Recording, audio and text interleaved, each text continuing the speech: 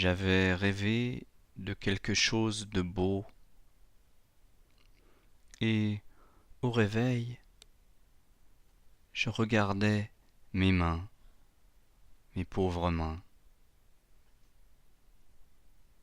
Cette belle chose dans mon rêve, c'était quelque chose de lisse, de simple, d'extraordinairement délicat, quelque chose où trouver refuge, s'enfuir, une chose à porter sur soi et qui, cependant, me porterait sur elle. Maintenant que j'avais rêvé d'elle, cette chose me manquait. Cruellement, elle faisait défaut, alors j'ai cherché. J'ai commencé par fouiller les tiroirs, les armoires. J'ai retourné les tapis, les draps, les cadres. J'ai tout jeté en tas. J'ai jeté mes livres et le cendrier sur les livres. J'ai vidé les bouteilles du bar, les plumes des coussins, et j'ai fait pencher ce qui tenait droit. Puisque cette chose s'était perdue, pour la trouver, je suis sorti me perdre. J'ai marché. J'ai visité des pharmacies, des hypermarchés, des musées. J'ai questionné des hommes, des femmes et des bornes à incendie. J'ai fait les vitrines, les commissariats, les petits boulots, les grands. J'ai parlé, j'ai nagé, j'ai tenté de vivre vieux, puis j'ai tenté de mourir vite. J'ai pratiqué les beaux-arts, j'ai roulé à l'horizon, j'ai embrassé des religions, j'ai embrassé des hommes, des femmes, des bornes incendies, vidé des bibliothèques, vidé des fleuves, des villes.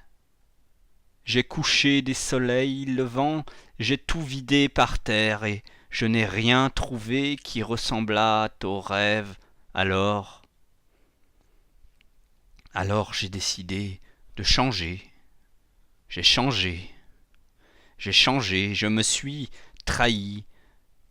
Je suis redevenu moi-même, je me suis trahi, je me suis altéré, je me suis déformé, recadré, filtré. J'ai recueilli un peu de pâte et me suis modelé. Je ne ressemblais plus à rien. J'étais moi-même, ou l'inverse, et je suis rentré, il faisait gris, un sale jour de novembre, des insectes grignotaient l'appartement, je n'avais fait que tomber. Et le rêve frappait encore plus fort, plus sourdement dans ma poitrine. Il avait creusé une immense galerie, et il creusait encore dans ce vide un tunnel. Et je ne voyais rien, rien que la nuit, et j'avais peur et faim. Et je ne savais pas comment reprendre ma route, car je n'étais nulle part. Le rêve m'avait expulsé, j'étais sorti de son ventre et dans le mien, ce vide, ce manquement où je trébuchais encore, de débris en débris.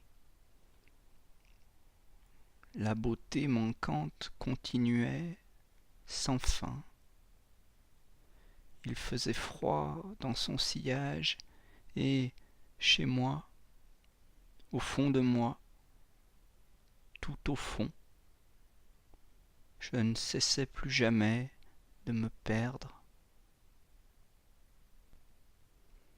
Dans mon rêve, c'était quelque chose de lisse, de simple,